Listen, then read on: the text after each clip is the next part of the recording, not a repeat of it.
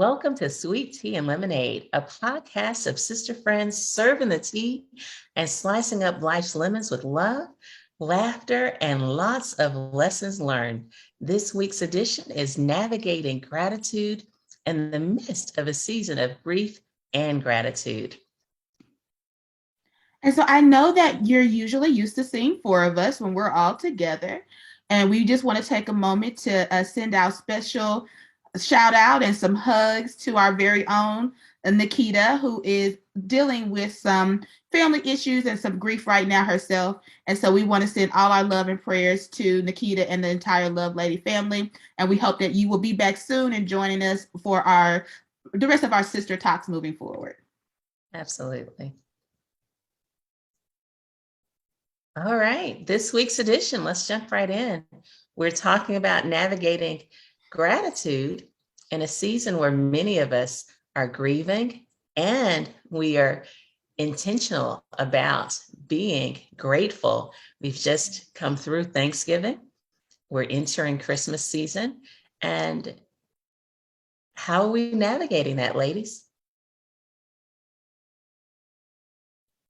I don't know, even right now, I'm just breathing. So breathing, taking the time to take just deep breaths. And I think just maybe acknowledging situations for what it is, without getting into too many details. I do have a relative that's in the hospital now and been in the hospital for the past couple of weeks and in the ICU, like a tough situation in that way. So I think part of it is just, acknowledging that that's the situation, and acknowledging and being willing to acknowledge, like, this is how this feels.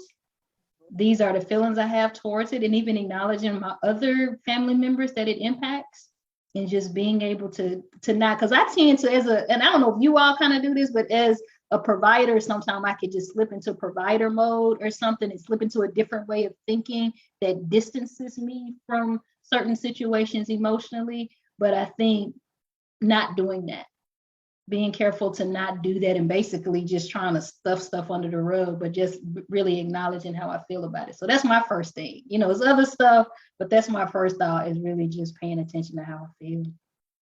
Absolutely. And it is, when you are a clinician or a provider and you're navigating so many losses and deaths, one after the other, before you can grieve for what might feel like the right amount of time, someone else has lost a loved one.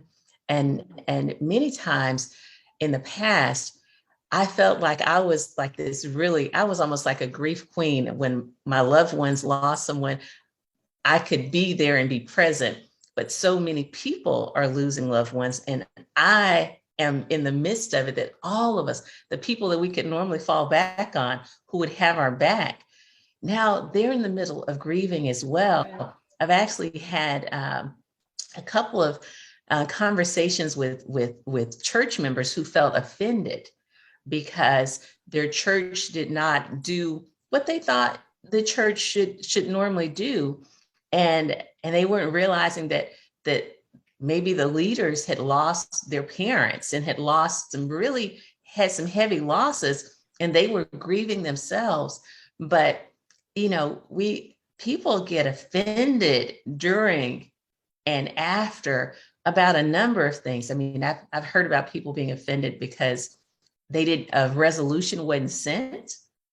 I've heard of people being offended because they received flowers, but the pastor didn't call or didn't call again. And so, for me, I remember wanting to be left alone, but I remember my stepmother, who lost my father as well, was offended because people weren't calling. And so it can really be challenging to meet people where they are, because we're accustomed to having a pattern, a book. I do this, you do that. But in the middle of grief, everybody has different preferences. And you can land in a landmine and not know that you're there, and people not even tell you they're upset with you because you didn't do A, B, C, D, that they didn't tell you they want it done, right? And that you didn't know they want it done, and then they are upset with you. And it's hard to balance that. Like, Like it's hard. It's like on either side, being the one grieving or the one that really has a heart to really want to support people where you know they're going through something, probably during the holidays and missing a loved one that's passed. But it's like, it's like you don't want to overstep and be intrusive and say and do something. And then they're like, that's too much. I want to be alone. I want, no, I don't want this. And then it's like, you don't want to not be there because it's like the willingness, the heart is there, but not quite knowing. And maybe honestly, that person might not even know what it is that they need. And I think that's often what it is. You don't know what you need and you don't know what you want. And actually, it changes from moment to moment. So one moment you do want people there because you don't want to be by yourself, and then you don't want them there. And I think it's just when you are the person being supportive, you just have to, one of the things I talk about a lot is that being able to witness someone's grief and not try to take it away from them and not try to tell them how they need to grieve, but just be there as a witness and a person who's walking alongside them, which means that you're probably going to get your hand slapped because you did something wrong and you may have to do that. And you just know that, but you know that this grief journey is difficult and my job is just to kind of witness and walk alongside you, whatever that means. But also knowing when I can't do that, when I am not at a capacity to walk alongside you, that I have to step back and let you have that moment. And it is hard, but grief is hard and life is hard and all these things are hard. But it's like, absolutely, they don't know what they want from 1 minute, 1 hour to the next hour. And when you're talking about a whole family that's grieving, you have lots of different personalities that are grieving in different ways and a lot of different people trying to help with that grief. And it's just a lot because everybody wants something different, needs something different, expects something different. It's just a lot. And sometimes you just have to grace yourself and say, you know what, I'm doing the best I can at this moment with the information that I have. And just keep saying it over and over. All I got is this information. And I'm doing the best I can do right now in this moment. Hindsight, I could have done something different, but right now I'm doing the absolute best I can. And really navigating with an active listening perspective, and so Dr. Haynes taught, I just said Dr. Haynes on purpose. I'm gonna say Dr. Haynes and Dr. Holmes because I need to summon them up today. Active listening to someone who's grieving. What does that look and sound like? For me, I think when I ask a question, because many times we'll say, just call me if you need me. And as a person who I remember grieving the loss of my father, and honestly, I wanted to be left alone and I didn't want anybody at the house and they kept showing up. And so I didn't have it in me to have this fake smile on. I didn't have it in me to let people know I was okay. I wasn't okay. And I couldn't summon up yes, I'm fine. I couldn't summon that up. So I really wanted to be left alone. And people would say, what do you want? And it was like, I couldn't put two sentences together. And I was, I'm a psychiatrist, I'm a person of faith. So people were expecting more out of me than what I could deliver for them.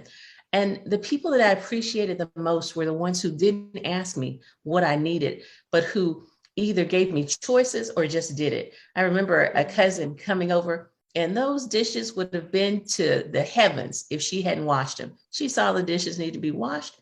She washed them. There was a coworker who brought yogurt and coffee and juices.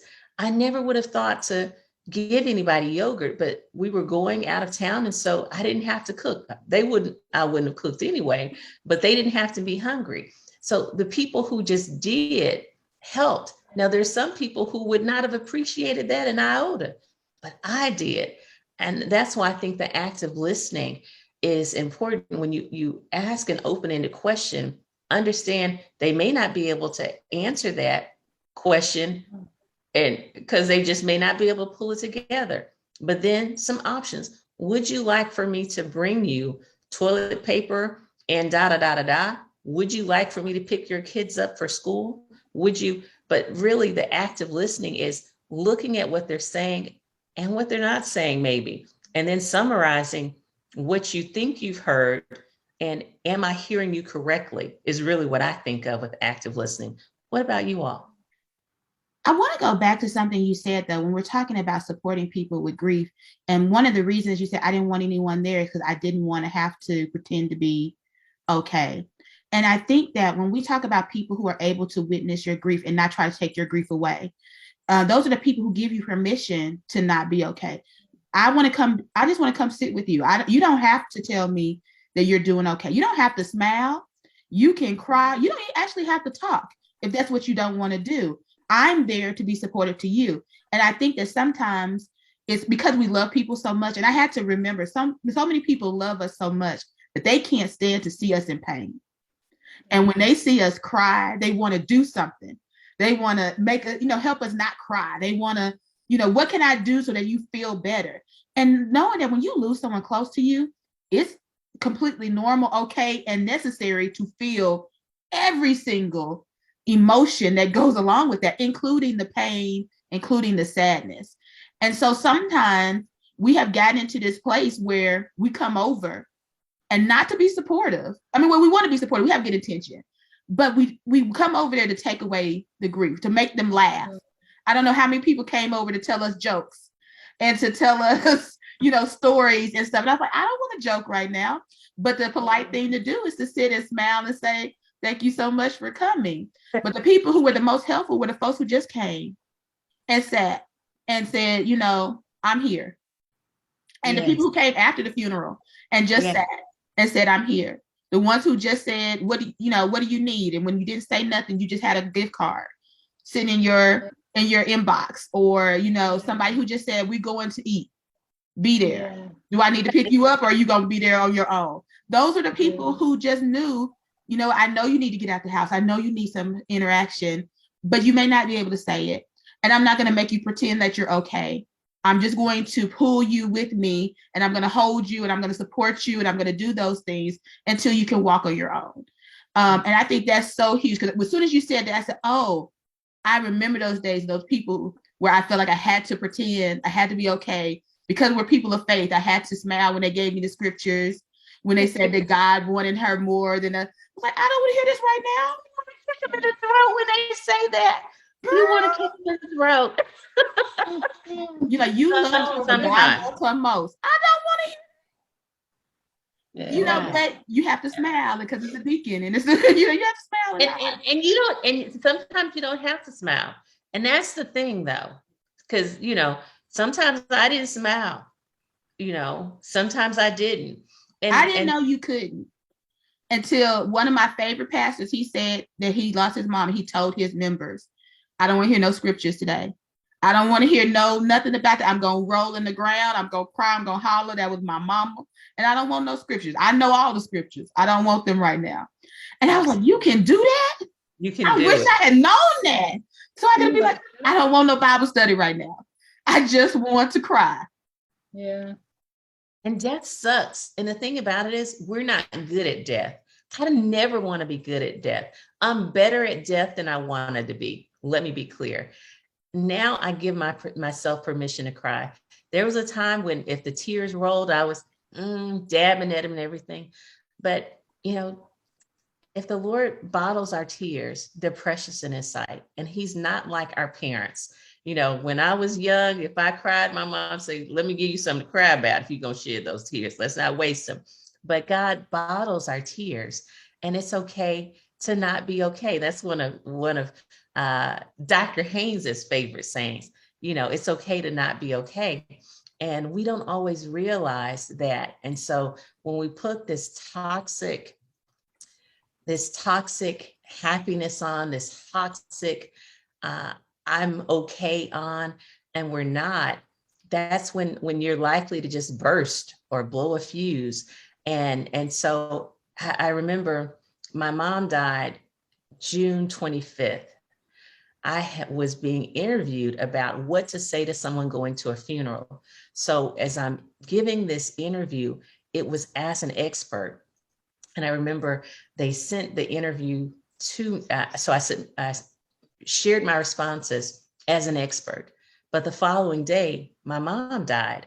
And so now I am a consumer, and having that list of what I shared for me was so important, because what I was saying as the expert before I needed it was, tell people what you want, what you don't want.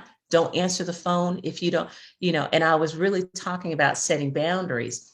And it's almost like the Lord knew I would need that. And so let me make my own little survival manual without realizing it, so that I was able to laugh at myself. And one thing I will say about you all, you two included, and the people who love me, is they didn't give a hoot about what my survival manual said. I said, don't send me flowers. They sent me flowers. It made me smile. I said, I don't want any food. They sent me food. I was thankful they sent it. So, we don't, just like Tiffany said, we don't always know what we want, but just if you love people, one of my favorite sayings is, there is nothing that I can say that will make you feel better. What I'm going to do is I'm going to sometimes say stuff that pisses you off. That's fine. It's coming from a place of love. Look at me side eyes and my feelings won't be hurt. I'll back down. Okay. But I'm here. That's the only thing you need to know, is I'm here. Mm. Yeah. Oh, I talked a long time. No, I'm just taking it in. I'm just taking it in. What you got to say? No, you know what? I'm quiet, and I'm quiet on purpose, because like you talked about, like, what is active listening? I think sometimes it's just that. It's like really just being quiet. And for people, when they are capable of and willing to, and is in a space where they are able to put words to their experience, I think it's just being quiet and being a listening ear, because I haven't lost a parent, right? So I think that's part of what we're talking about now. So I've been learning a lot, and I'm gonna cry too much. So I'm not gonna say too much about it, because it's gonna make me cry, but just listening and understanding people's lived experience, just understanding, and then hopefully in a way where then they feel that this person, even though they haven't been through what I've been through, they're willing to just listen and try to understand how devastating and life-shattering it can be, so just listening. And those are the people that you want in your tribe the most, I think, are those people who create the safe spots for you to land when you need to. Before my mom died, I was not a funeral person. I was like, I don't go to funerals because I cry when other people cry. And I don't, I will send you a card. I will send you all my well wishes, but I'm not coming to your people's funeral. And I didn't ask anybody to come to my mom's funeral. Nobody. I was like, I just didn't ask. One person asked me, we put the information on social media, and one person asked me about it. And then I looked up and people were there. And I was like, what is going on? Like, what? And this is like a travel. Like, they had to get in their cars and go, an hour, 30 minutes to get there. And they were there. And I didn't realize until that moment how helpful it is just to see people are there. People who didn't know your loved one, they just know you, and they want to be there and be there for you. And it changed my whole outlook on attending funerals, because again, I was like, baby, I can't come to that. Love you though, praying for you. What do you need from me afterwards? We could do that. And now I understand the importance of actually showing up and having that person see you. So it's so important to have those people in your tribe that they just show up. They don't listen to you when you say you don't want something. They just show up. And you would say, I just want to be alone today. And they just show up at your house. I had people, I was like, I want to be alone. And they said, well, I'll be there at 7. I'm like, I just said, I want to be alone. Now everybody can't do that. These are people who know they role in your life. Yes. And they know how to navigate and roll with you. But there are people who like, I know you don't need to be alone. Therefore, I will be. Right. And it changes. I remember and my family, I have a unique family structure. So the death of my first mother was in my 20s. And I didn't know what I needed, but what I will say is the Rhonda that you see today, there are two Rhondas. There's the pre-mother's death of my first mother, and then there's who Rhonda became after my mother's death. And those are two completely different people. So pre-Rhonda, pre-death of my mother, I was a certain kind of way, very immature, very self-centered. But And I was dating a young man. And I remember he didn't show up for the funeral and he didn't bring flowers. And I noticed that. And I honestly, the pre-death Rhonda, that wouldn't, but the thing that I love most about my husband, and the guy I was dating taught me this, was we had fun together, but I wanted to navigate life with someone that I could go through the hard times with. And so the love that I had for my husband is that he is definitely a comedian, but he is the person, there's nobody else on this planet that I want to go through hard times with, because when I failed my boards, he didn't know how to see me cry. Oh, he gave me a great comedy show. And when my dad died, he didn't know what I needed, but and he's kind of prickly, like a little porcupine. He's not like a warm, cuddly kind of guy, but he knew when to become warm and cuddly and really to be there. And so when you're going through life's hard times, you don't want Mr. Fun by your side who's going to ditch you when you got breast cancer, ditch you when somebody dies, or who's not going to be able to be there. For me, that was one of the most important lessons that I learned after my mother's death, was the kind of people that I wanted in my life. You don't have to, you have to earn your position with me and earn your space there during life's rough times, because it's easy to be there during hard times. But you see what's what and who's who during the rough times. And so I don't want to say I'm thankful that I learned that, but I am thankful I learned that. I just hate the lesson that it took for me to learn that. But you learn some things there. And I think that's the thing about grief, is that it teaches you a lot. And so we've talked a little bit or a lot about our own kind of journeys with grief and what we wanted. But if you could go back in those moments to think about what are the things that you would tell someone who is dealing with grief right now or navigating that grief journey, what would it be? What was the lessons that you learned that you think that we should take with us? Yeah.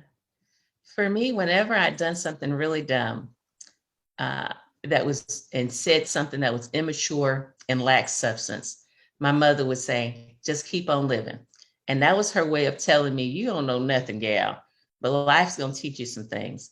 And after her death, I remember after the death of my sissy-in-law, her death came unexpected, and she was young. And I remember somebody that didn't even like me anymore, but we had spent a lot of time with her. And I just couldn't even breathe because her death took me by surprise. And this person who was not even my friend anymore, she just called me. And you know how you cry and it's like you can't even breathe. You're like, it was like I was and she was just there. And the words that I said to myself are words that I still say to other people: just breathe. Sometimes people say, take it one day at a time, but sometimes you just have to take it one breath at a time. And so I say to people, one breath at a time, and keep on living, and give yourself space to cry. It's uncomfortable to be vulnerable, but the scripture says, that he comforts those who mourn, and you can't be comforted. And mourning is a word it's audible. It's not a soft, but it's audible. And so when you're audible with your grief and when you mourn, people can comfort you. So many times we're upset with people because they didn't comfort us, but we didn't mourn. We didn't do it audibly. We said, oh, we're okay. We lied. And then we're upset because people didn't comfort us. But, the scripture talks about the Lord comforting those who mourn. Now, I don't think that my grief is like other people's grief, because I know that a better day is coming. If you're doing this journey without God, you may not know that a better day is coming, or you may even be angry. I remember my mother's death. I was angry at God. And it's hard to be comforted by somebody you're angry at. But there's one thing that we have a 100% chance of doing, and that's dying.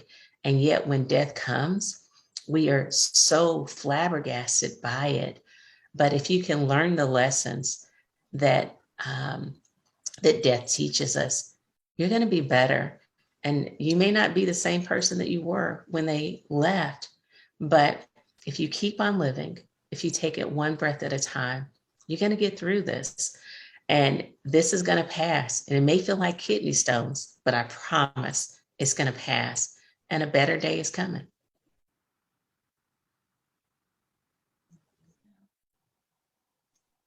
Just listening, taking in. I appreciate your transparent sharing, Rhonda, and just listening and learning from you.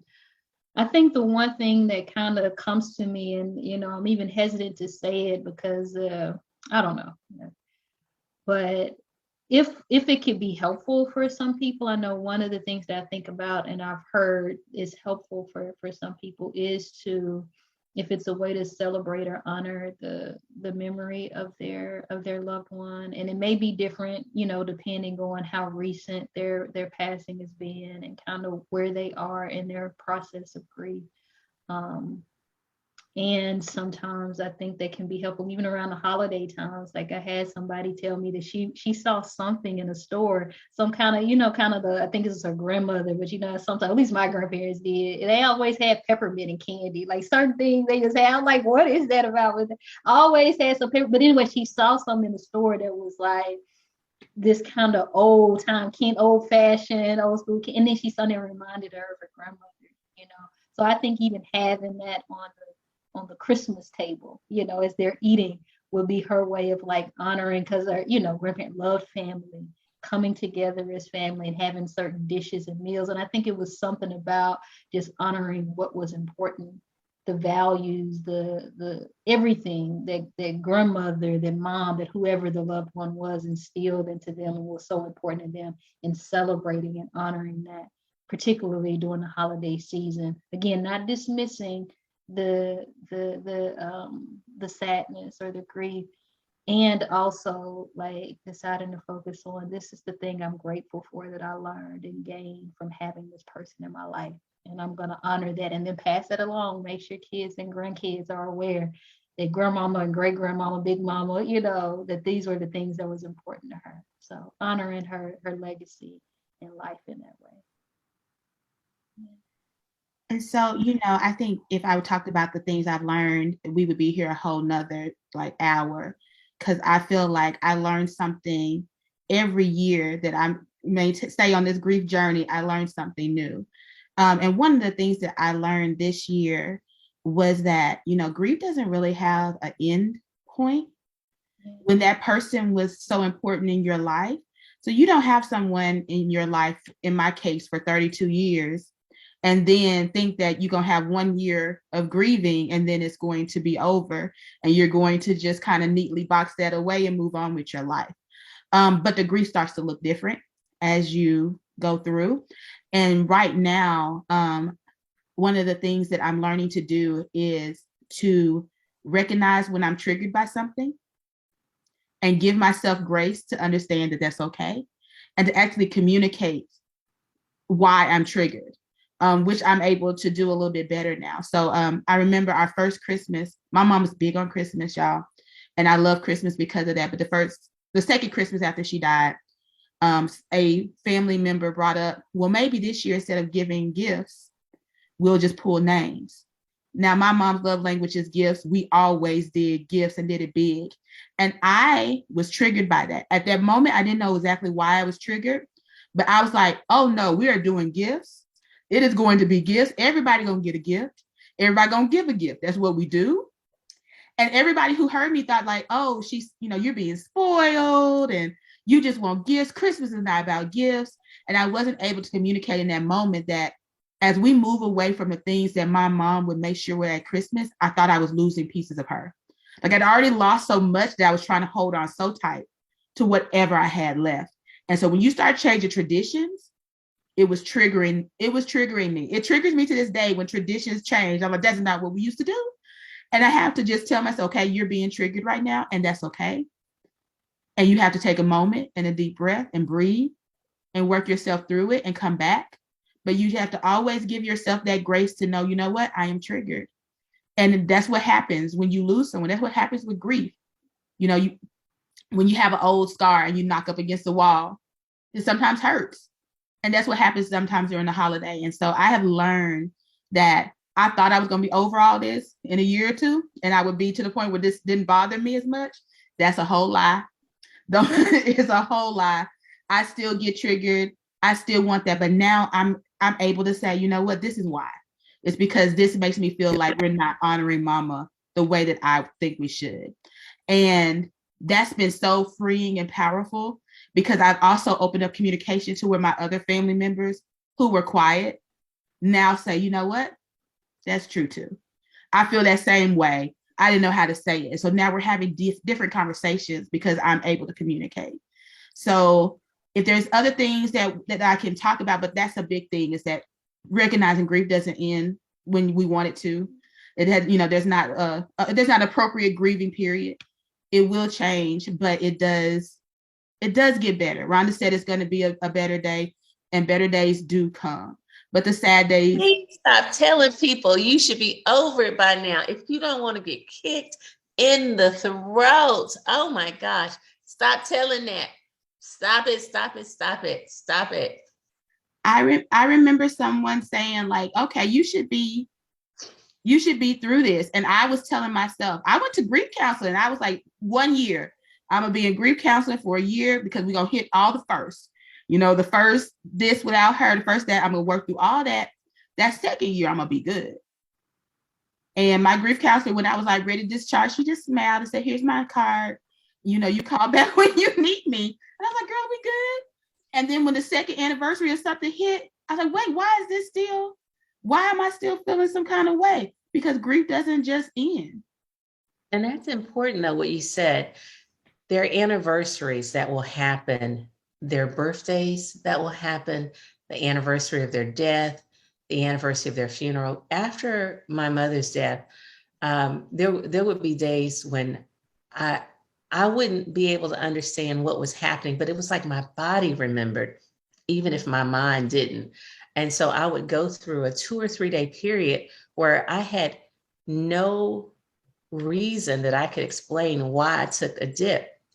And then I would look at the calendar, and it would be, it was a couple of days before a birthday. And I hadn't even, consciously recognized what was happening, but my body did. And so there are anniversaries, and I'm still really mindful of the anniversaries. I don't plan pity parties per se, but I give myself room to not have something major happening on those days in case I'm not okay. And I definitely love the idea of celebrating. I think Dr. Andrew Reed talked about celebrating either with their special foods or with movies, celebrating by sharing some of the traditions with maybe, your relatives who knew and loved them. But being okay, not being okay, and making room for telling people, I may call you last minute and need to get out of here. And so I may need a plan B. So, maybe we need to do whatever. Or I may not want to be engaged during a certain amount of time, and I may need to dial back. But letting the people around you know this is approaching, and I may be a little weird right now. It's not personal, it's me. And being able to articulate those things. And here's the thing, death sucks. We don't know how to do it. We suck at comforting sometimes. And the people who are good at comforting, that was a gift that was given to them by a lot of tears and a lot of grief, but listen to what the individual in front of you wants. Because just because I wanted to be left alone, my stepmother wanted to be embraced. So you may go through the very same death of the same person and experience it completely different if you were there all the time. And so you're glad they're in paradise, but the person who was in strife with them or in grief with them now realizes they don't have time to get it together, get it right. They're going to have a completely different experience. And so there is such a thing as complicated grief.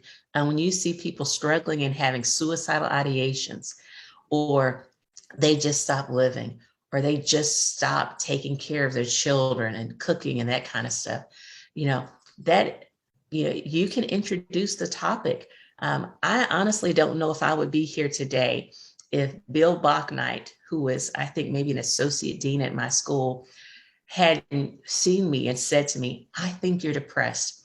Now, I want you all to know I was actively having suicidal ideations when he said that to me. And I said I wasn't depressed.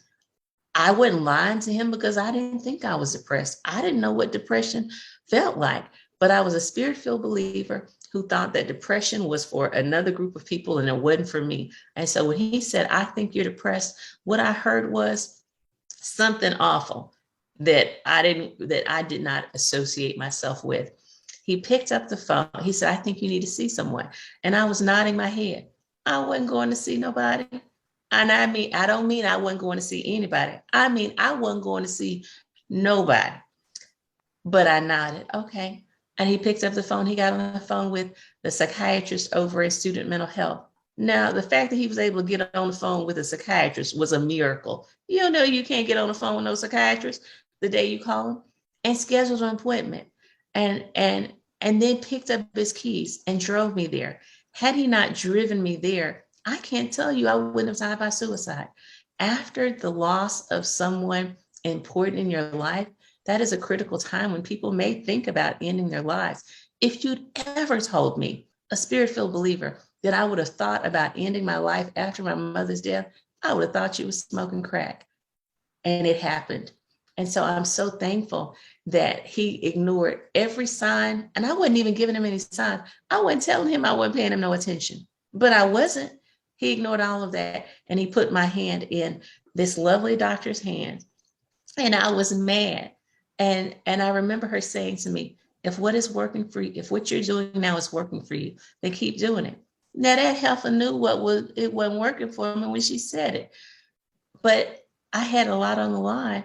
I was not going to pass my exams. And if I hadn't had a lot on the line, I never would have gone. So family, therapy, mental health, psychiatry is not your enemy. It is something that we need to embrace more of. And I can honestly say to you that if Bill Bachnight hadn't picked up his keys and driven me there, I never would have received treatment. I never would have finished medical school. And honestly, I can't say I wouldn't have killed myself. Even though I didn't have that intention, I can't say it. This is a time when, even when you hear people saying they're okay, understand they may not be, and listen with your heart, listen with the Spirit of God. And even at the expense of them telling you to butt the tech out or whatever, and come from a place of love, not judgment, and try to put their hands in the hands of somebody that can help them, especially if they're having thoughts about hurting themselves, if they are not able to sleep, if they are hearing voices or seeing things, or just completely no longer going to work or being effective at work. Those are the times when you really want to get involved. I think that's a great place for us to end today. Is about remembering that people who are grieving need your support. And sometimes that support looks like getting them to a doctor. Sometimes it looks like washing dishes. Sometimes it looks like sending food. But all the time it looks like listening and being there for them. And we have talked about some of the ugliest of life, the true lemons of life today in grief. But we want you to remember that when life throws you lemons, make sure you turn it into sweet tea and lemonade. See you next